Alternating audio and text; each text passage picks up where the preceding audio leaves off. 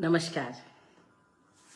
तो आज आपकी कथा नटी एक कहानी लेकर आई है और वो कहानी है एक नए कहानीकार की। इतने नए भी नहीं है, अब तो उनका एक संग्रह भी आ गया है जिसका नाम है ये दिल है कि चोर दरवाजा।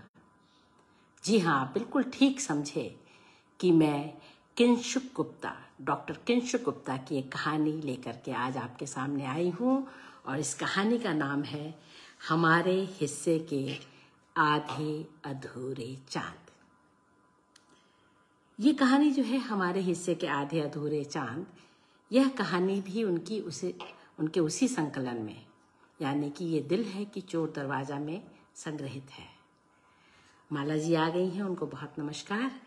और ये कहानी एक छोटे बच्चे की कहानी है और ये कहानी डायरी शैली में लिखी गई है जिसमें मैंने कुछ परिवर्तन कर दिए हैं, कुछ शब्द भी और वाक्य विन्यास भी बदल दिए हैं।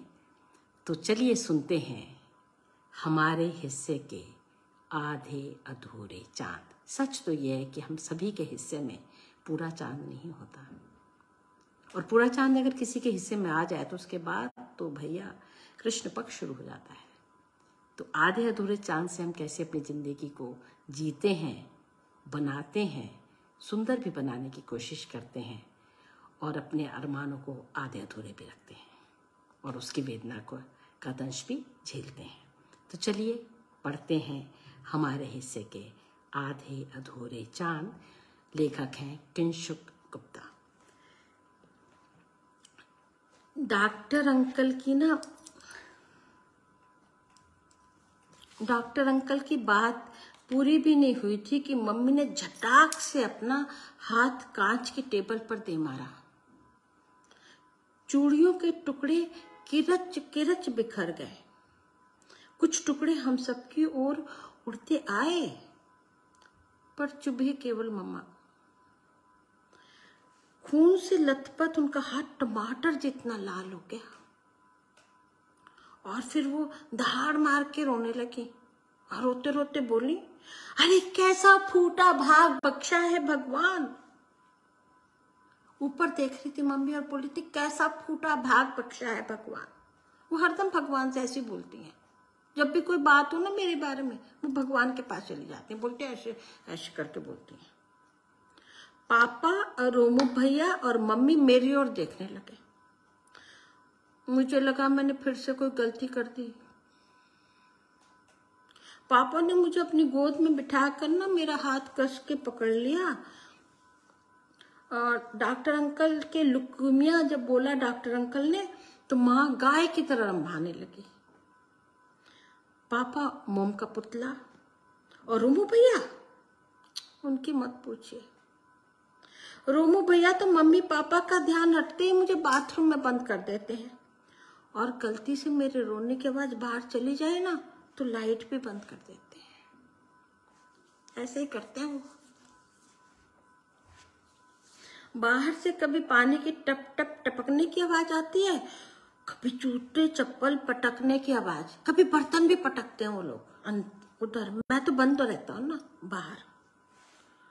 फिर मम्मी के सुबकने, पापा की उन पर गरजने की आवाज और बाहर से आती, रोमू भैया मुझे डराते हैं, भूत की तरह बोलते हैं।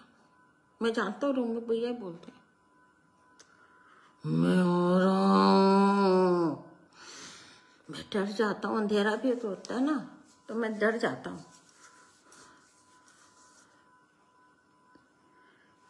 जब कभी डॉक्टर बोलते हैं ना लुकीमिया, बस यही होता घर में।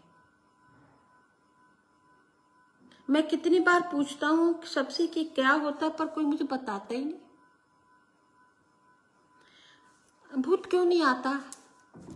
अम्मा प्लीज एक बार बता दो भूत तक पहुंचने का रास्ता। मैं चुपचाप रोमू भैया की साइकिल लेकर दोपहर को उनके पास चला जाऊंगा, भूत के पास। मैं तो खुद चाहता हूं कि कोई मुझे खा जाए। अम्मा,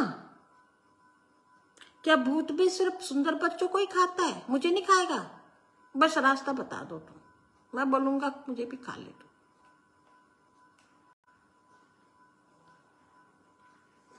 आज पूरा दिन खिड़की के सामने बैठा था। रोहित, महेश, मृदुल, प्रज्ञा और महिका ना सब मिलकर के आइस बाटो खेल रहे थे। वो जब हंस रहे थे ना तो मुझे भी बहुत हंसी आई। मेरा भी मन होता है कि मैं उनके साथ बाहर जाके खेलूं। मम्मी से पूछता हूँ, मम्मी मैं भी चला जाऊं, तो ऐसे करके आंख दिखाती है। मैं पूरा दिन घर में बैठ करके बोर हो जाता हूँ, फिर कभी मम्मी के साथ ही आइस वाटर खेलने लग जाता हूँ। पर मम्मी आइस ही नहीं होती। तंग मत किया कर, ऐसा बोल करके ना रसोई में चली जाती है। शायद मम्मी को आइस का मतलब ही नहीं मालूम। अगली बार मैं उन्हें बर्फ बोल करके खेलूंगा। रोमू भैया का तो जब मन करता है काला चश्मा पहने एक्टिवा पर निकल पड़ते हैं, वो भी बिना हेलमेट के। मैं उन्हें याद दिलाने की कोशिश भी करता हूं, पर इंजन की गड़गड़ाहट में मेरी आवाजें दब जाती है, उन तक पहुंचती नहीं। जैसे उस दिन वो 10 चिल्लाने वाला बच्चा ना, वो दब गया था 2 गाड़ियों के बीच। गांधी मार्केट जाने के लिए जब भी मैं और मम्मी शंकर रोड से निकलते, वो लड़का 10 चिल्ला रहा होता, जैसे वही उसका नाम हो। 10। सभी उसको ऐसे बोलते थे, तो ओ 10। धूल से भरी कमीज, हल्दी के दाग, या वो ऐसे फटी रहती थी उसकी कमीज, जैसे वो आइस हो और सारी दुनिया वाटर। हम चींटियों की तरह आड़ी तिरछी लाइन बनाते रेड लाइट पर गाड़ियों के बीच से निकल रहे थे। 10 एक लाल ऑल्टो की खिड़की से अपना हाथ अंदर बढ़ाकर हाथी वाले चाबी के छल्ले बेच रहा था। तभी बत्ती हरी हो गई, सच्ची, और आल्टो के 100 रुपए उसके हाथ में ही रह गए, 10 के हाथ में। तब वो चेंज चिल्लाता हुआ भागा और ट्रक के नीचे आ गया। मुझे लगा था कार्टून की तरह पिच से खून निकलेगा, बड़ी जोर की एक आवाज भी होगी, ढम। उन चीटों से सबकी सफेद कमीज लाल हो जाएगी, बिल्कुल वैसे जैसे मम्मी के सीरियल में होता है। पर वैसा कुछ भी नहीं हुआ। मैं उसके पास जाने लगा तो मम्मी ने मेरा हाथ ऐसे पकड़ लिया जैसे तब पकड़ती है जब मैं टॉमी को तंग कर रहा होता हूँ, एकदम सख्त। उन्होंने कहा, सामने देख के चला करो, चलो। मैं पीछे मुड़कर देखता रहा था, पर वहां कोई रुका ही नहीं।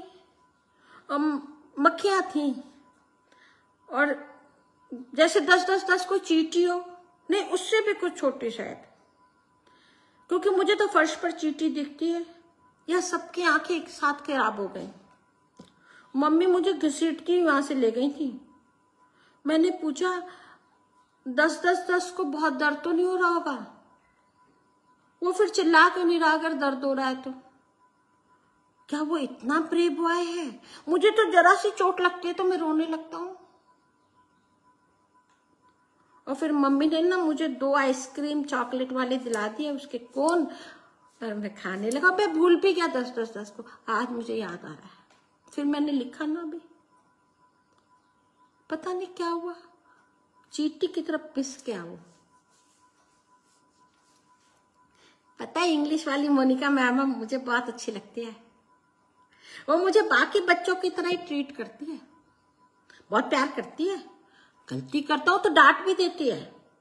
बाकी सब मैम तो मैं जब शरारत करता हूँ ना तो कहती हैं कोई बात नहीं बेचारा, और छोड़ देती हैं जैसे कि मैं क्लास में हुई नहीं।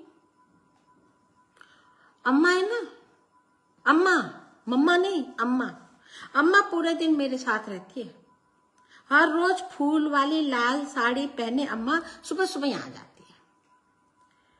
माथे पर एक बड़ी सी गोल बिंदी लगाती है और बालों के बीच लाल रंग का एक लकीर लगा लेती है। उसे क्या कहते हैं, मैंने अम्मा से पूछा, पिता मम्मा ने अम्मा से, उसने बताया था सिंदूर। पता है, अम्मा हर बात पे हे राम कहती रहती है, और मुझसे कहती है, सुआ, अगर हर रात 1 घंटा भगवान के सामने हाथ जोड़कर प्रार्थना करोगे ना तो तुम देख लो ना एकदम ठीक हो जाओगे। वो मुझे सुआ कहती है। एक दिन मैंने पूछा सुआ मतलब क्या होता है, तो बोलते तोता। मैं तोता हूँ क्या? आज तो मैंने हरी शर्ट पहन रखी है, फिर भी तोता हूँ क्या? मैंने फिर उससे पूछा, अम्मा मंदिर में तो शिव जी भी हैं, दुर्गा जी भी है, किसके सामने हाथ जोड़ूं?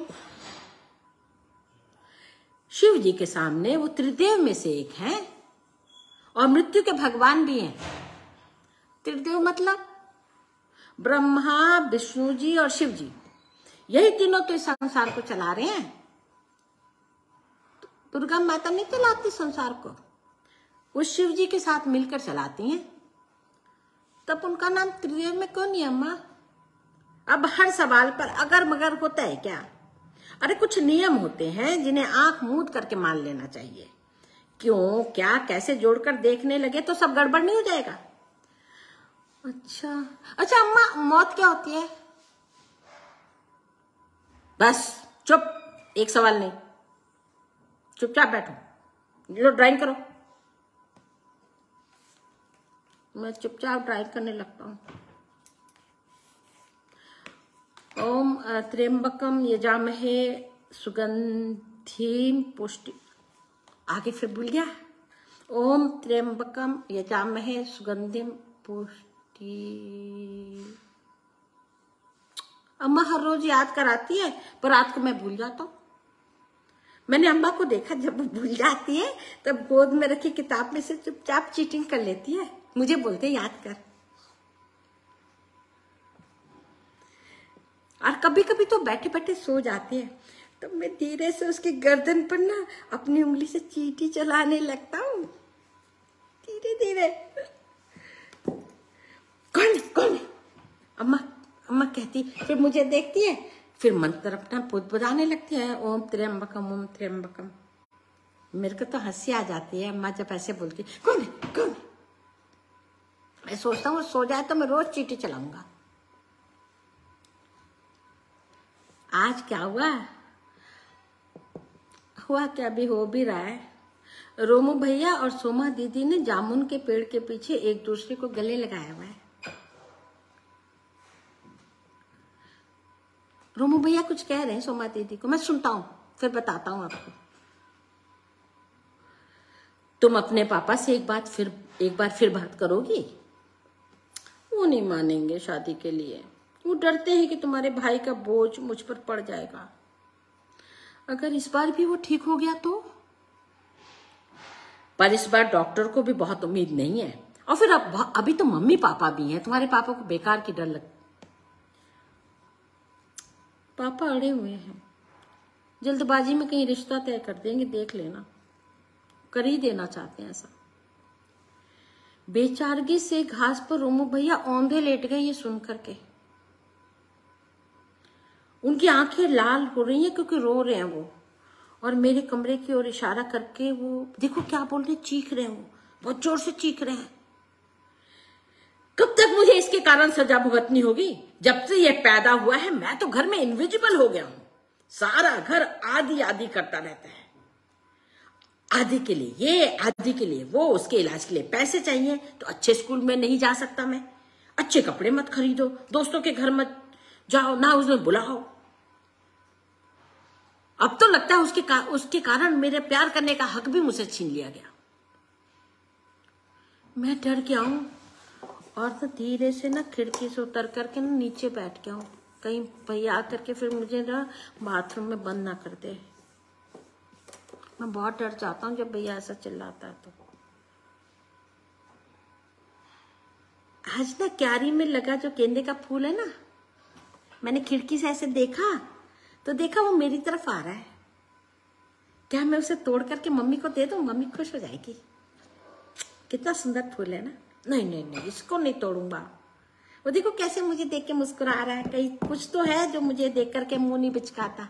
ये अच्छा प्यारा गेंदे का फूल, बहुत ही प्यारा है।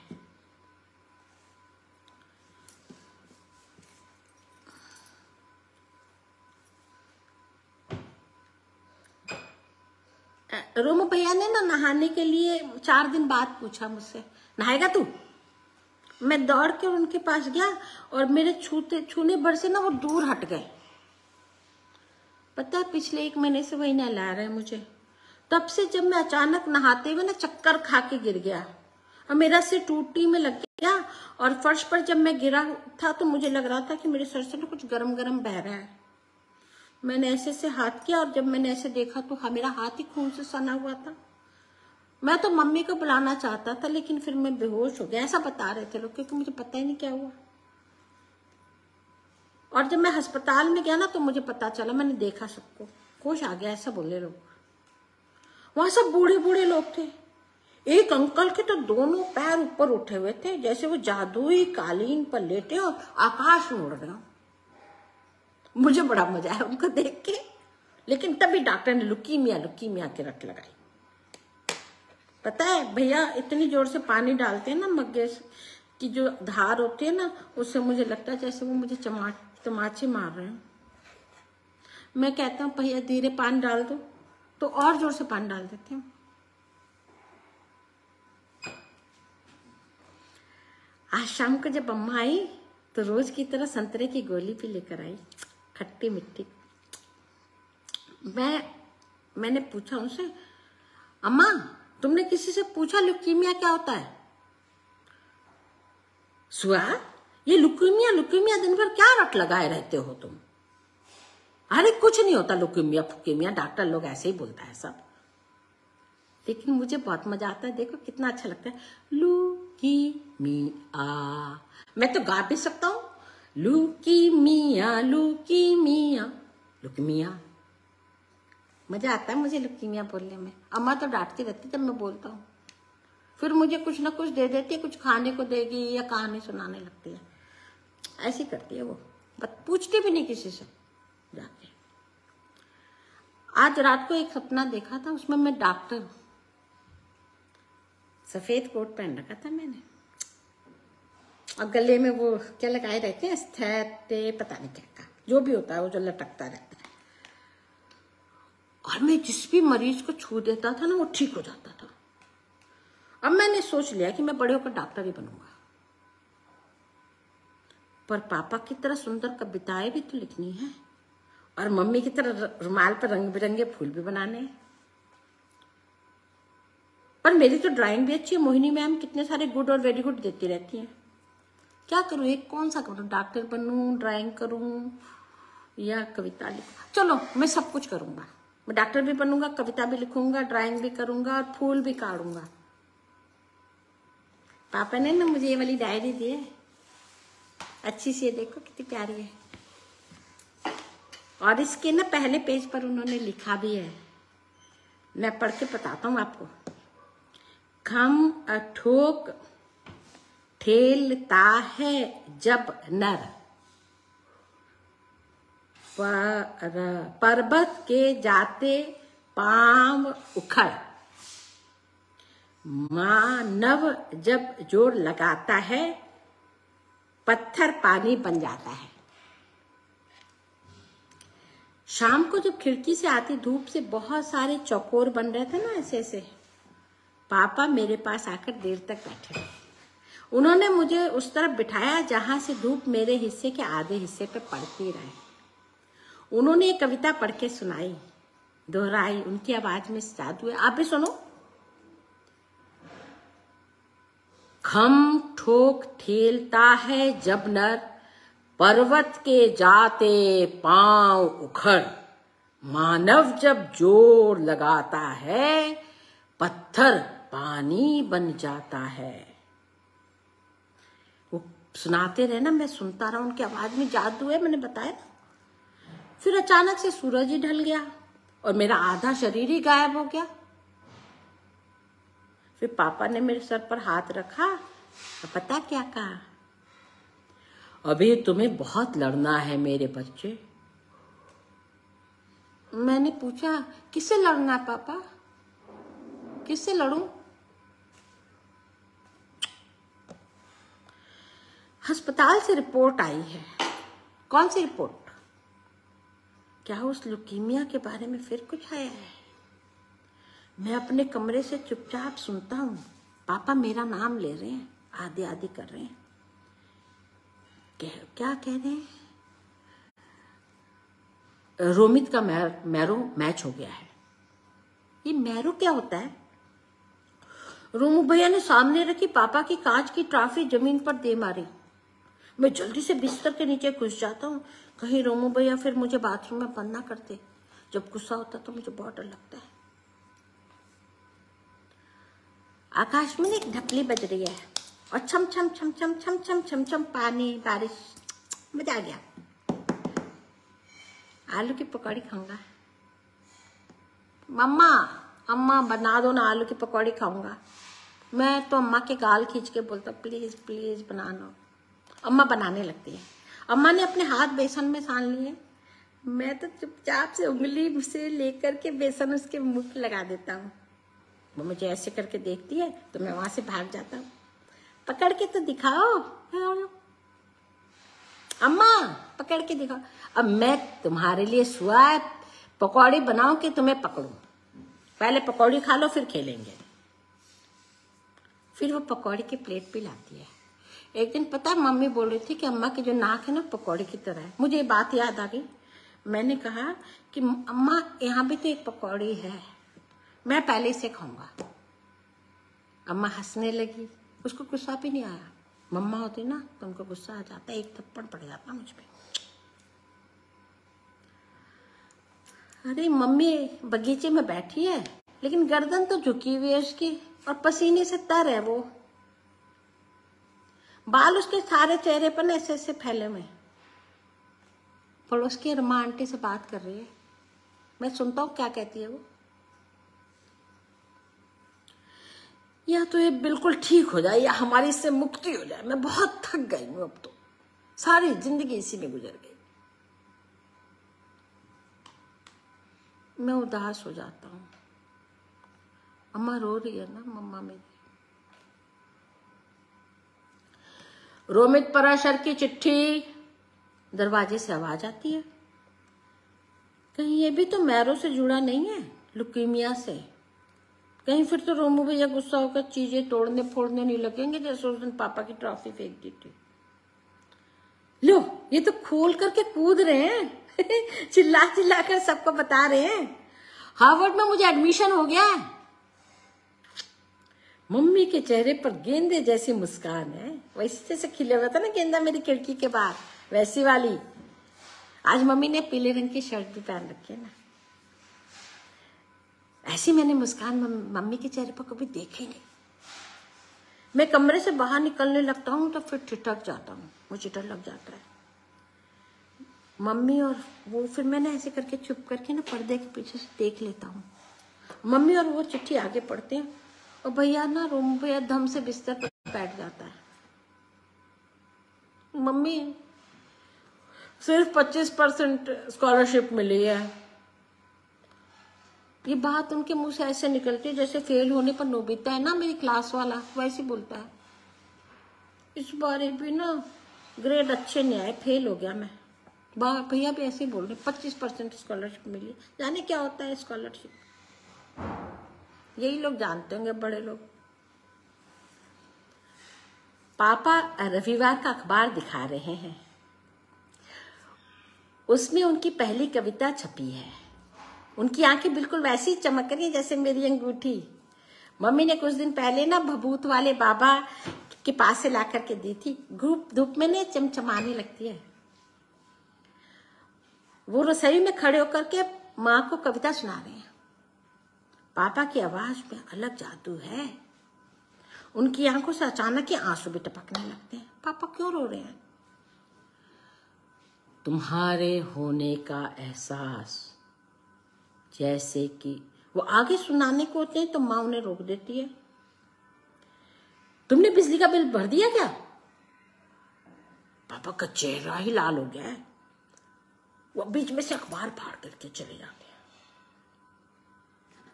पिछली रात मम्मी पापा और रोमू भैया ने एक दूसरे पर जोर से चिल्लाते रहे।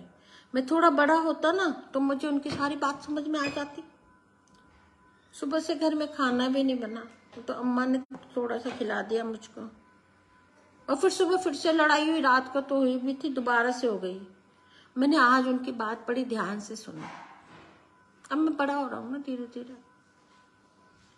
पापा कह रहे थे आदि का इलाज कराना इस समय सबसे ज्यादा जरूरी काम है। और मम्मी ने कहा, तुम्हें याद नहीं डॉक्टर की बात?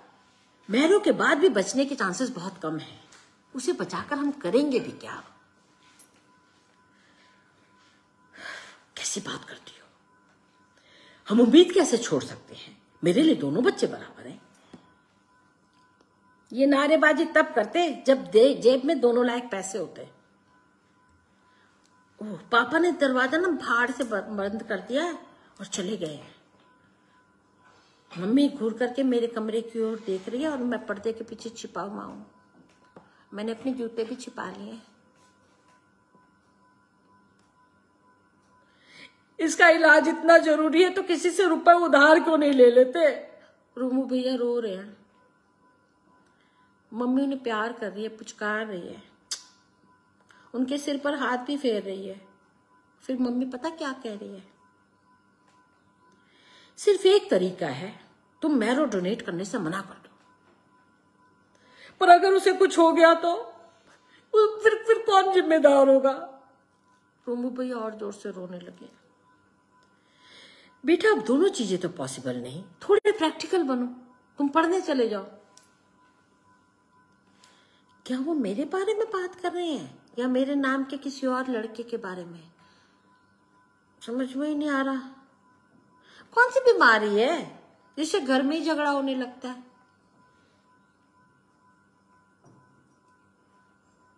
रूमू भैया अगर घर पर हो ना तो वही टीवी देखते हैं और मेरा डोरमान जो फटाक से बदल देते।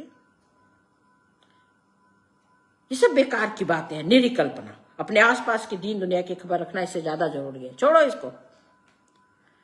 अब ये जरूरी तो नहीं कि उनकी जो जरूरी है वो मेरी भी जरूरी हो। मैं उनसे पूछने को होता तब तक वो न्यूज चैनल चला देते। वहां लाल लिपस्टिक वाली गोरी मेम कुछ कुछ बोलती रहती है। अक्सर तो मैं भाग जाता हूँ, पर कई बार रोमू भैया ना कस के मुझे दबोच ले लेते हैं, तब सारी बातें सुननी पड़ती है मुझको। बॉलीवुड अभिनेत्री सुकन्या महाजन के लव ड्रग के सेट पर सुकेतु महाजन से लड़े नयन। रात के अंधेरे में पत्नी ने पति की प्रेमिका का गला दाब दिया। गिर के जंगलों में एक मादा हाथी ने दिया 4 बच्चों को जन्म। गुजरात के मुख्यमंत्री ने नए रिकॉर्ड पर जताई खुशी। इसी तरह की खबरें होती हैं, मुझे तो समझ ही नहीं आता। आज रोमो और आदि गेंद की तरह मम्मी पापा की जीभों पर फिर से उछलते रहे। ये आदि रोमी, रोमी आदि, आदि रोमी।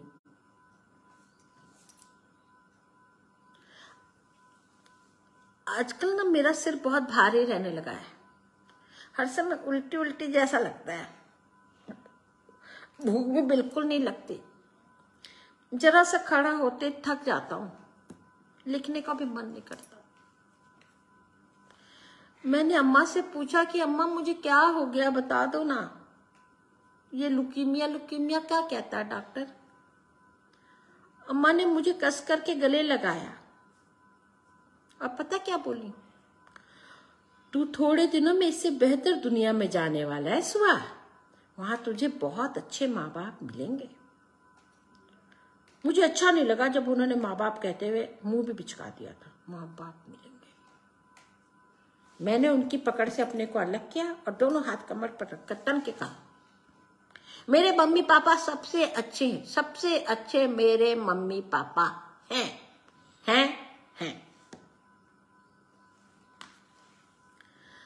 अब तो दर्द के इंजेक्शन के बिना एक दिन भी नहीं रहा जा सकता। दिन तो छोड़ो, 1 मिनट भी मुश्किल है। असर खत्म होते ही मैं पैर पटकने लगता हूँ। बिस्तर पर ही पड़ा रहता हूँ। सुसु पॉटी खाना सब बिस्तर पर। तो मम्मी कहती है कि मेरे कमरे में ना एक बदबू बस गई है, उसे उन्हें उपकाई आती है। अम्मा के अलावा अब कोई मेरे नजदीक ही नहीं आता। बस अम्मा मेरे पास बैठती है, वही सब काम करती है, बाकी सब दूर खड़े होकर देखते हैं। पेंसिल पकड़ते हुए इतना दर्द हुआ मानो हड्डियां चूर चूर हो गई। लगता है जैसे कोई स्ट्रॉ से मेरी जान खींच रहा है। याद है ना वही वाला एड, वैसे ही ऐड ग्लूकोन डी का, जिसमें ऐसे करके सूरज सब खींच लेता था। लेकिन आज तो लिखना बहुत जरूरी है। पता है हमारे रोमू भैया ना अमेरिका में किसी बहुत बड़ी जगह पढ़ने जा रहे हैं। बहुत दिनों बाद मैंने उन्हें देखा। मैंने मुझे देर तक गले लगाए रहे और रोते भी रहे। अब गले लगाए तो हंसे ना, खेले हम लोग। फिर मैंने कहा ऑल द बेस्ट भैया। वैसे अमेरिका जा रहे हैं तो मुझे भी दुख हो रहा है। वो चले गए, लेकिन ना थोड़ी देर में फिर से लौट आए और उनके पीछे पीछे मम्मी पापा भी, तीनों आ गए मेरे पास। उन्होंने तीनों ने मिलकर के मुझे गले लगा लिया। मैंने भी हाथ से उनको ऐसे कर लिया और ना हम सब लोग ना रोने लगे और बड़ी देर तक ना हम लोग ऐसे ही रोते रहे, पकड़ पकड़ के एक दूसरे को। देखो मेरे आंसू आ रहे हैं। अम्मा भी रो रही है वहां पर खड़ी होकर के, सब रो रहे हैं।